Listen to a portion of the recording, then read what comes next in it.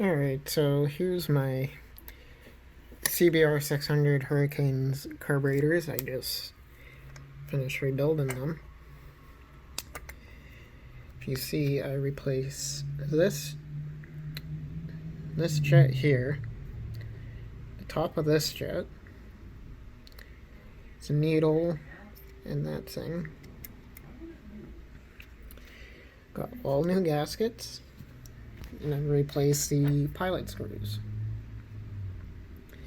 And I'm also replacing all the bowl screws because the ones that came off of it are in pretty bad shape. Half of them are almost ready to strip, and so that's why I'm replacing them with nice new ones. I actually used a carb kit from eBay, and I'll link it down below. But this kit seems pretty good. I mean, I have not. So far, I've rebuilt all of them, new gaskets. Hopefully, it should work great and run better than before, because when I got the bike, someone thought it was a good idea to use RTV around the seals. I used razor blades to scrape off most of the material, and then used a Scotch-Brite pad very lightly to make sure that I don't scratch the metal. But this is as smooth as I can get it. It shouldn't be a problem as long as I tighten these up properly and don't tighten them. Replace the pilot screws because two of mine were in really bad condition. This one, the head broke off, and I had to really work at it to get it off, as you can see.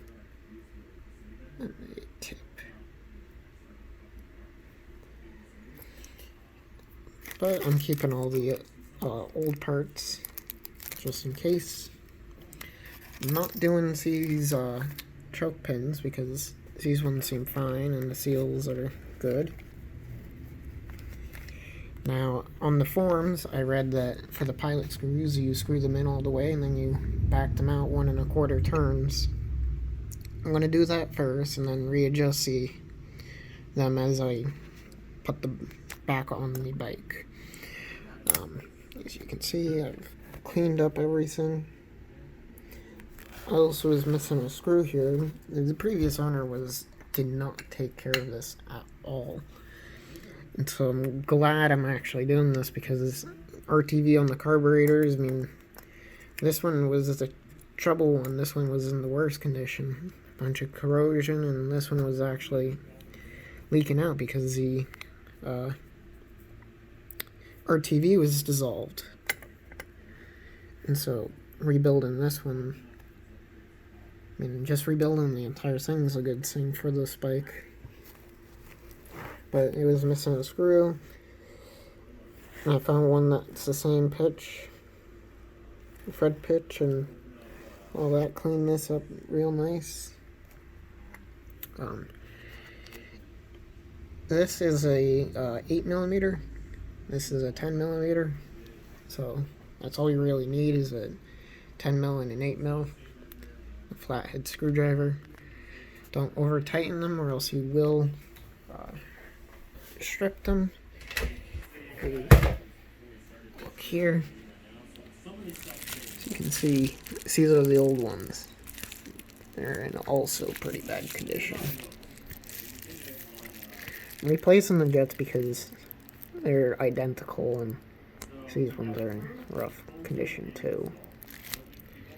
But I'm keeping them all lined up so I don't mix them up or anything. But I've already got these two carbs together. I'm going to be putting these back on. I replaced the O-ring on the screw right here for draining. I didn't have to separate the carbs or anything to do this. I am going to grease up these springs a little bit. clean them up. But I'm not polishing the carbs because I don't have the materials to do so, but they're functioning now and in way better condition. Yeah, let me get this float on.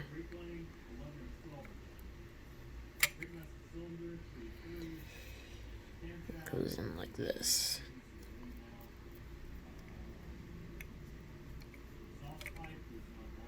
A little difficult with one hand, but alright, so I finished putting the carbs back together, and now we're out here. I got our throttle cables back on. Oh, you can't see because of the slide, but here.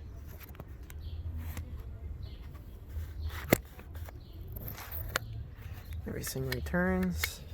Choke works.